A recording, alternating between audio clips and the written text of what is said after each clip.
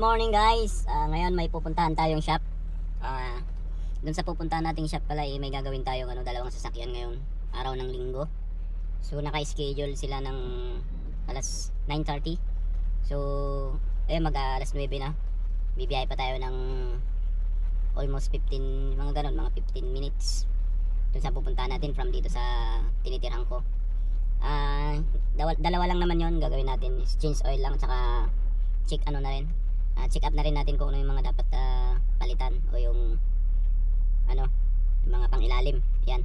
So pero magche-change oil tayo dalawa sasakyan, isang Lexus at saka isang Land Cruiser. Ngayon sarado pa kasi yung mga bilihan ng langis ngayon, so malilate sila. Pero yung isa baka nandun na. So yan guys, tana tayo. Ayan. Dito na tayo sa shop. At wala pa yung sasakyan na gagawin natin. So, ang gagawin ko is bubuksan ko muna yung talyer. At kukunin ko na rin yung gamit ko dito sa likod. May mga tools naman dyan, kaso syempre hindi naman siya ganun kumbaga yung mga pupuntang mekaniko dito is may mga sari-sariling shop. May sariling tools pala. So yan, tingnan natin yung tools natin dito. Medyo maulan ng panahon ngayon. Yung maaraw lang kanina tapos ngayon maulan na. Ayan, tingnan natin. Ang gulo ng likuran ko, hindi na maayos pagkatapos ng trabaho. Kunting punas na lang, tapos dalawang DeWalt, isang puro mga mumurahin lang naman. Tapos ng caliper, kunin ko na siguro to. Isa lang. Brake cleaner.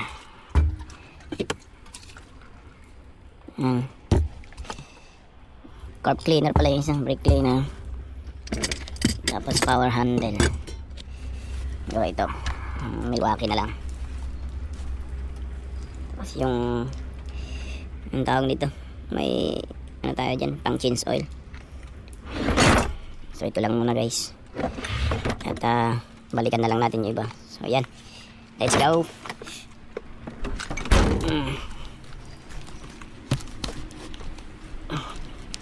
So yan, ulan-ulan pa guys. Yan, lagay natin dito. Tapos saka natin buksan sa loob. Ayan, lagyan na lang natin yung kulang mamaya. Ayan na guys, yung ating client. Atras na niya. Ayan yung sinasabi kong darating ngayong alas 9 na Lexus IS 250. So yan. Ayan, siya nga pala guys, mayroon palang concern yung client natin, si Otol. Ayan, sabi niya may tumutunog daw sa preno. Ganito naman talaga kasi itong unit na to, masilan din sa preno to lalo na kapag yung hindi maganda yung tawag nito, yung pagka resurface nung reface nung tawag nito, yung rotor disc. Iingay talaga to. Pero hindi yun yung concern ni brother Ang concern niya, may lagutok daw. So yun ang natin, titignan natin ngayon. Ang hirap na i-set up nito. So yan, diyan ka lang muna. So road test natin to. IS 250. 2.5. Medyo masikip na ito, pang lang.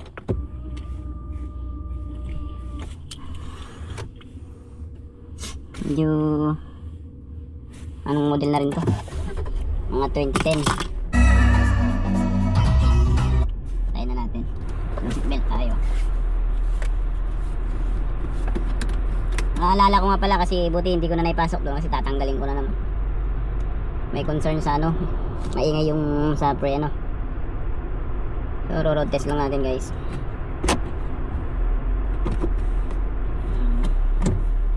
Let's go, come on.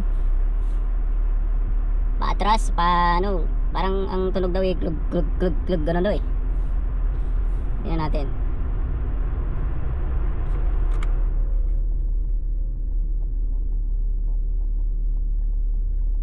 Ganda talaga ang makina ng ano kapag tamang langis ang nilalagay.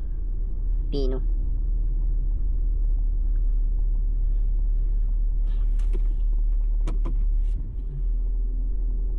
Pagpa-atras.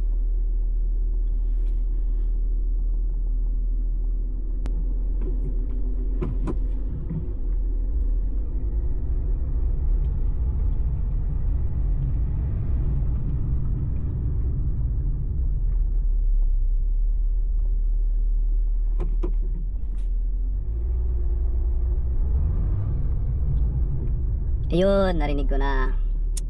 Dale. Hindi mo na kailangang ilayo eh. Dito lang sa kapaligian, ano, sa harapan ng shop. Okay na.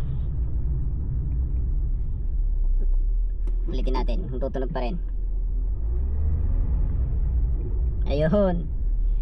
Gumanon siya, gumaganon. Hindi normal kasi yun eh.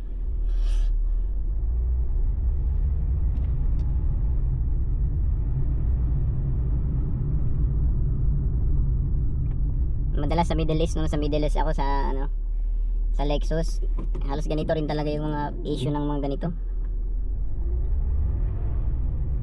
Ayun oh. Narinig niyo yun?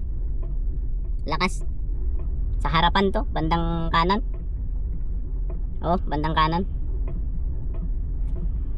Naririnig naman yun, di ba? Okay, all goods. Balik na tayo din. Tataas natin sa hoist. I-hoist natin yung sakyan, then tingnan natin yung ano. Papakita natin kung ano yung mali. Parang sabi ni bro, ano eh, napaservice niya ata sa iba to eh. Since napalitan daw ng ano, may ganun tunog. So sabi naman ng pinagtanungan niya na iba, baka may hindi daw na ibalik. Yan, masilan yung Lexus na yan sa mga hindi na ibabalik na maayos. Minsan may ganun talaga guys, hindi tayo ng ano ng ibang mekaniko. Kahit ako, nakakalimot ako, pero since na may mga ganun ng experience, so ang ginagawa ko talaga, triple check talaga yan guys bago natin i-release yung sasakyan. Kaya meron tayong after ano gawa, niro-road test natin. Ngayon, halimbawa man umabot na ng 3 months, 5 months, saka may problema, ano pa rin yun, tinitignan pa rin natin kung ano yung dahilan. Dahil ba sa ginawa natin o talagang may nasirang ibang parts, ganun ba? Yun ang ano, ginagawa natin. So yan, paparada muna natin doon kasi narinig na natin yung lagutok.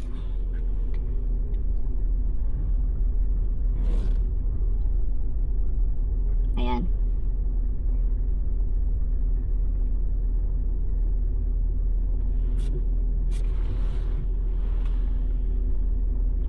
Okay. Ayun, kahit na pala konti, paatras talaga siya. Tama yung sabi ni brother, paatras. Ang lakas eh. So yun guys, nakapag-road test na tayo ng malapitan.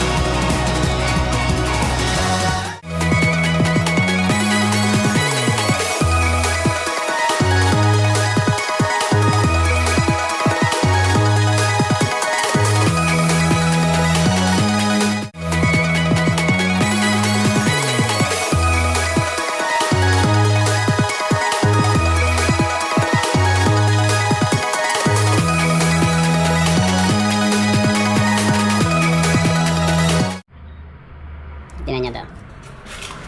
Ito yung bolt ng ano, ng caliper. Ayan yung sa taas. Labo eh. Ayan. Pakinggan nyo. Maluwag diba? Yun ang problema nyan. Yung isa wala. Yung nasa taas wala. Walang kalug yan. So ito yung problema. Tingnan natin kung bakit kumakalog yan.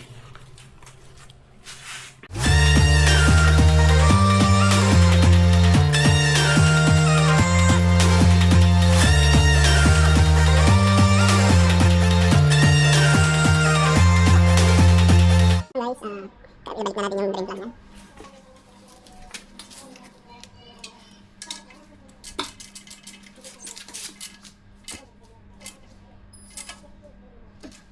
Masyadong may stick.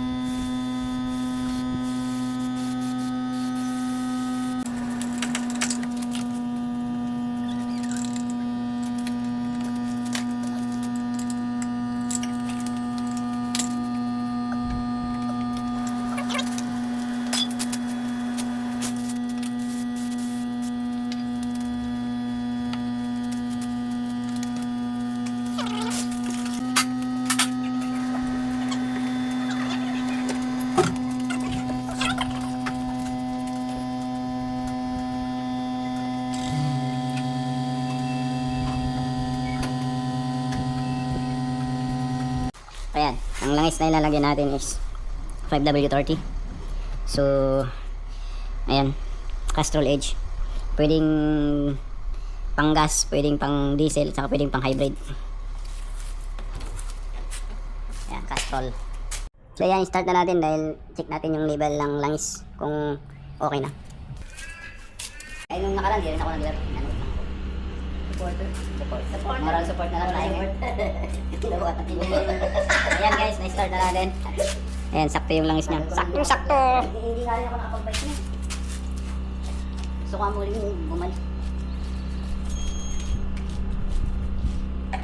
Balik na. Kasi nakapag-uwi na si brother. Okay lang po. Ako din, bro. Nakapag-uwi na rin ako. Lexus din, no? Lexus na ano yun ah. Lexus din. Na parang Land Cruiser. Oo, parang Land Cruiser. Ang alin? Yung brand yung Suban.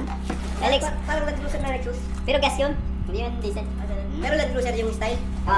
570 yun. Yung 4.5 yung sa diesel. Ganun laki nun. Mumugang gasolina mo dun. B8 yun eh. Oo nga no. Parang, pero hindi siya ganun kaingay. Oo kasi yung Sahara na kaibigan ko pag umandar pa lang. Nagmumugot na. Ano kasi yun, yung sa diesel. Ganun yung ganun yan. Pero 4.5. Eh sa gas, 5.7. Ito yung gamit mo ngayon. Yan, 4.0. Pero hindi malakas. Malakas. Kaya binenta niya ba ito? Oo, kaya nga binenta niya eh. Basta kayo magtuturo siya ng golf. Ito yung isang golf course. Pupunta siya doon. Magkano? Yung kinita niya, mapupunta lang sa gasolina.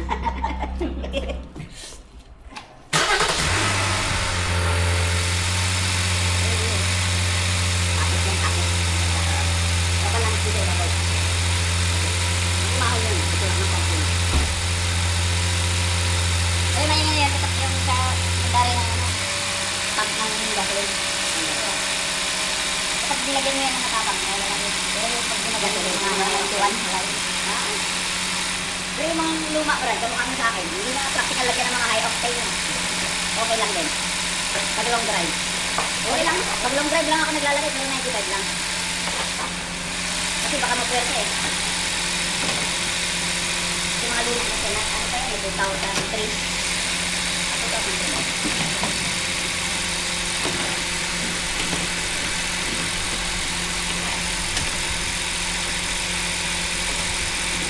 Secondary pang pala yun.